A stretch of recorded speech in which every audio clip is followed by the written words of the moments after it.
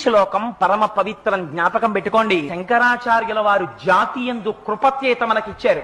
ఆడ మగ పిల్ల పెద్ద ప్రతి వారికి ఈ శ్లోకం నోటికి రావాలి, తప్పులు లేకుండా చదవాలి. ఇందులో ఒక గమ్మత్తుంది ఆ శ్లోకంలో. ఆ శ్లోకంలో అక్షరాలు మారాయా వ్యతిరిక్త అర్థాలు వస్తాయి. అందుకని తప్పులు చదవకుండా చక్కగా చదవడం నేర్చుకుని చిన్న చిన్న పిల్లల దగ్గర నుంచి అలవాటు చెయ్యండి.